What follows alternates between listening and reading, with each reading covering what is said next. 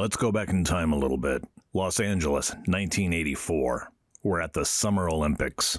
And among the chosen torchbearers is a guy who seems wildly out of place. He's a Hell's Angel biker in full colors, and he's surrounded by athletes and celebrities. But now this guy wasn't just any biker. This was George Christie Jr., and he was about to give the world a masterclass in rewriting the story of what it means to be an outlaw. For 3 decades, Christie didn't just run the Ventura chapter of the Hells Angels, he revolutionized it. While other chapters were making headlines for helping folks meet their makers, Christie was making headlines in business journals. He changed a small-town motorcycle club into an empire that straddled both sides of the law. And he did this all while wearing a suit as comfortably as his leather vest. Some folks called him the thinking man's outlaw. Others just labeled him as a master manipulator. But now everyone can agree that Christie just played the game differently. He opened legitimate businesses and chose to do his battles in courtrooms rather than the bar rooms. And he went toe-to-toe with media giants, while other club leaders were staying away from the cameras. But in the outlaw world, innovation often breeds suspicion. After 30 years at the top, Christie did something that made his enemies gasp and made his friends turn their back on him. He walked away from the Hells Angels. Now, warning. The following video is meant for educational purposes only and should not be taken otherwise. Apex Crime Lords does not condone, encourage, or glorify the actions of the individuals covered in this program. Viewer discretion is advised. Keep watching until the end to see what's next on Apex Crime Lords. The year was 1947, and while the rest of America was settling into a post-war comfort, a Greek immigrant family in Ventura, California, welcomed their son, George Christie Jr., into the world. His father worked the projector at a local drive-in theater. This gave young George his first lesson in American entrepreneurship. He learned that there was always an angle, and there was always a way to make things work. Now, growing up Greek in 1950s California wasn't exactly the American dream version of childhood. Christie learned early on that if you're an outsider, it means you have to be smarter, work harder, and think 3 steps ahead. These weren't just survival skills. They were going to be the building blocks of his future empire. Young George found his first taste of belonging in the United States Coast Guard Reserve. Yes, you heard me correctly. The future outlaw biker started his journey in uniform under the United States government. The irony isn't lost on anyone, especially on Christie himself. The Coast Guard taught him discipline, strategy, and most importantly, how to navigate bureaucracy. These are going to be skills that would prove to be invaluable in his later dealings with both law enforcement and his own organization. But it was during his time in the service that Christie discovered his true calling, and that was the allure of 2 wheels and an open road. His first bike wasn't just transportation, it was more like transformation. That Harley-Davidson bike became his ticket into a world where being an outsider wasn't just okay, it was kind of the whole point. The rumble of that V-twin engine spoke to something deep within Christie's soul.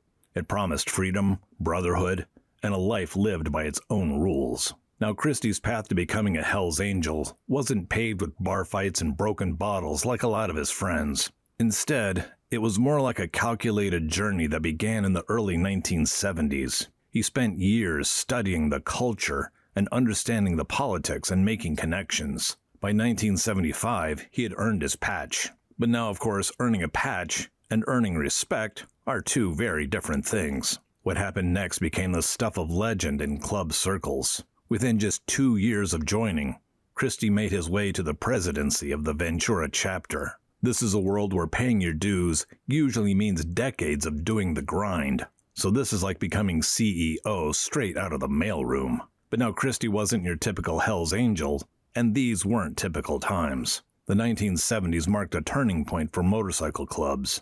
Law enforcement was getting smarter. They were utilizing RICO laws to dismantle traditional power structures. The old way of doing things, which was mostly to solve problems through violence and intimidation, was quickly becoming a one-way ticket to a permanent residence behind bars. Christie saw this changing landscape and realized that survival meant changing with the times. While the other chapters of the Hells Angels were still playing checkers, Christie was playing chess. His first move? He opened up a legitimate motorcycle shop. Now we're talking not just any shop. This was a high-end custom business that attracted both outlaws and lawyers. I mean, it was the perfect front.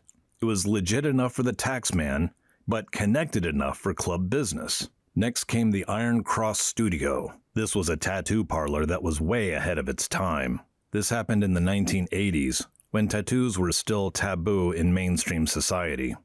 Christie saw the future, though. He knew that rebellion was about to go mainstream, and he wanted a piece of that pie. The studio became more than just a business. It became a hub for gathering local intelligence. After all, people tend to talk when they're getting inked, especially after a few beers. But now Christie's masterstroke move was getting into the bail bonds business. I mean, think about it. What business sits perfectly at the intersection of outlaws and law enforcement? And what better way to keep tabs on both sides of the law? Plus, it provided a legitimate reason for a Hell's Angel to be hanging around the courthouse and police stations. I mean, that was just sheer brilliance right there. By the mid-1980s, Christie had written a completely new playbook for motorcycle club leadership. While the other club presidents were dodging cameras, Christie was facing them head-on. He became the West Coast spokesman for the Hells Angels, and man oh man did he play that part well. The Olympic torch run in 1984 wasn't just a photo opportunity. It was Christie's masterpiece. I mean, picture this. A Hells Angel in full colors carrying the symbol of international peace and unity through the streets of Los Angeles. I mean, these are the same streets where just a few years earlier, the Hells Angels were considered public enemy number one. So how did he pull that off? Christie convinced the Olympic Committee that having a Hells Angel carry the torch would show the world that America truly believed in redemption and second chances. So you think Christie was a smooth operator? Oh, hell yeah. And his media appearances weren't just for show either. Every time Christie stepped in front of a camera, he was gathering intelligence. He wanted to find out which reporters were working with law enforcement. What were the feds focusing on? In the information age, knowledge wasn't just power, it was survival. But while Christie was playing the respectable businessman on TV, behind the scenes he was walking a very thin tightrope. Running a motorcycle club isn't like running a Boy Scout troop. You got constant power struggles, territory disputes, and the ever-present threats of rival clubs trying to expand their influence. Christie's approach to these challenges was unique. Instead of letting disputes escalate into violence, he would organize massive bike runs and events. Now, these weren't just parties. These were shows of force. Nothing says this is our territory, like 2,000 bikes rolling through town in formation. The love rides that he organized became legendary. These charity runs brought together thousands of bikers and raised millions of dollars for good causes. And most importantly, it showed the public that bikers could be a force for positive change. It was a genius move that was wrapped in leather and chrome. Now, by the late 2000s, the motorcycle club world was changing. A new generation was coming up. This is one that had learned about outlaw culture from TV shows and video games rather than the old school. The values that Christie held, like brotherhood, loyalty, and strategy, were being replaced by hunger for quick money and Instagram fame. Internal tensions were starting to build. Christie's diplomatic approach and his business-first mindset increasingly clashed with those who wanted to return to the good old days of solving problems the permanent way. The old guard saw his media appearances and charity work as being soft. The young guns thought that his strategic thinking was outdated. The final straw came when Christie realized that the organization he had given his life to was becoming something that he no longer recognized. In 2011, after almost 40 years of wearing the death head patch, Christie did the unthinkable. He walked away. In the motorcycle club, this is like the Catholic Pope converting to Buddhism, all while doing the Macarena. I mean, you don't just leave the Hells Angels, and especially not after reaching the heights that Christie had achieved. The usual exit strategies involved either a pine box or prison cells, not a retirement announcement. The response to Christie's departure was swift and brutal. Guys that he considered brothers became sworn enemies overnight. Businesses that he had helped build for over decades suddenly found themselves under pressure. In the outlaw world, Being labeled as a traitor is usually an express ticket to the afterlife, but Christie's decades of strategic thinking had prepared him for the fallout. But then came the federal heat. In 2011, Operation Black Friday hit. The feds claimed that Christie was behind a conspiracy to firebomb 2 rival tattoo shops. And what was their evidence? Why, it was testimony from former associates who just happened to start talking right after Christie left the club. Kind of funny how timing works, isn't it? So the case dragged on for about 2 years. Christie maintained his innocence, but fighting the federal government isn't like fighting a rival club. You can't solve it over a pint and a handshake. In 2013, he accepted a plea deal that sent him on a 10-month all-expense vacation, courtesy of Uncle Sam. Now, it wasn't because he was guilty, but because sometimes you have to lose a battle in order to win the war. Today, George Christie has reinvented himself as something that's maybe even more dangerous than being an outlaw biker.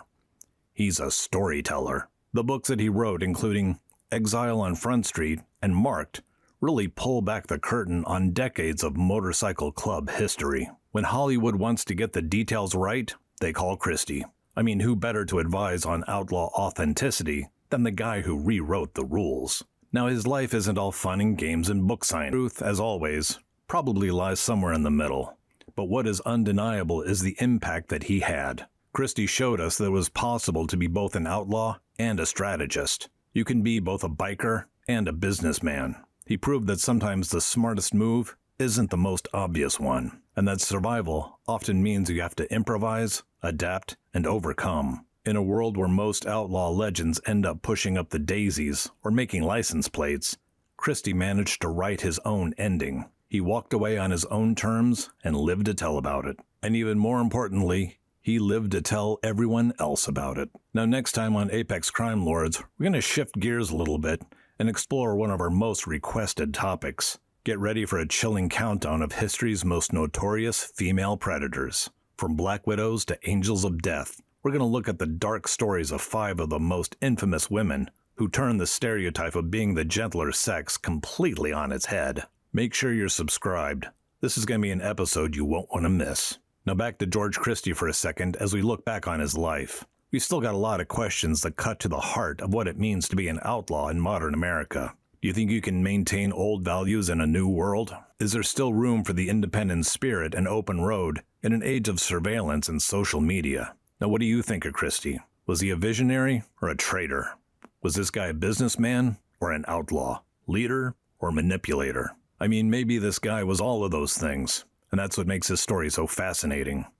Christie's journey from Coast Guard veteran to Hells Angels president to media personality is more than just a story about one man's life. It's more like a mirror that's reflecting the changes in America's society itself. I mean, the same country that once feared motorcycle clubs is now binge-watching TV shows about them. But now what do you think? How will George Christie be remembered? That's up for you to decide. Leave your thoughts in the comments section below. Please give us a like, comment, and a share. Until next time, stay safe and stay dangerous.